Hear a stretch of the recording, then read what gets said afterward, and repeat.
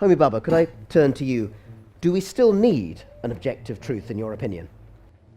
Well, this morning I said that the first capital T of tribalism was exaggerated and problematic, and now I'm going to say that the capital T of truth is possibly not the best way of looking at this problem. I mean, there are many very interesting theories of truth: correspondence theory, discursive theory, mimetic theory. So it seems to me that there are many theories of truth, all of which respect a notion that is against some entirely Jejune pluralism or relativism. But today, when we talk about the post-truth world, I feel we are not actually talking really about post-truth. We are talking about alternative truths as indeed you hear them now in public political discourse.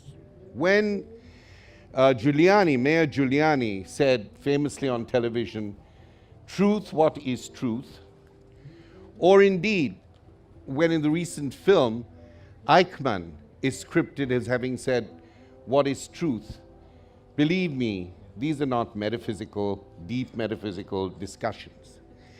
They are precisely parts of a war, a political war, to establish a certain kind of vocabulary which speaks to a particular political issue. And therefore, I think alternative truths gives you a sense that there is now actually a struggle amongst ideologies, and people want to impose a particular view. So, and it doesn't end with Giuliani and Trump.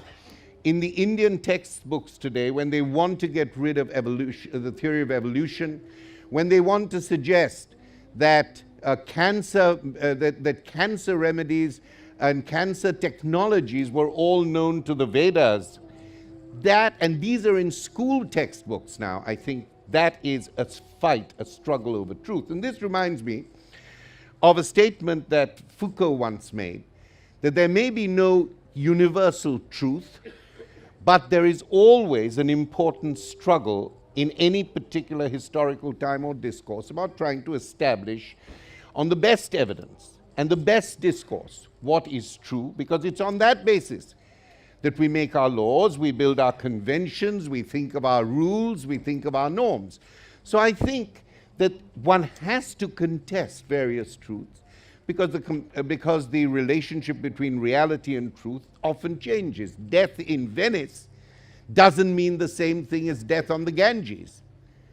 It's a very different cultural, social, metaphysical, and religious phenomenon. So my feeling is that we have to think not about consensus around truth, but about conventions and traditions of convergence. And universities and cultural institutions and our pedagogical views and policies are extraordinarily important, because, my final thought on this, we've got to establish some interpretational good practice. That's as far as I will put it. When you oppose me, when you fight me to the ground, I must be able to recognize in the version you give of my ideas some fairness. I don't mind if you disagree with it. I don't mind if you exaggerate some parts rather than the other.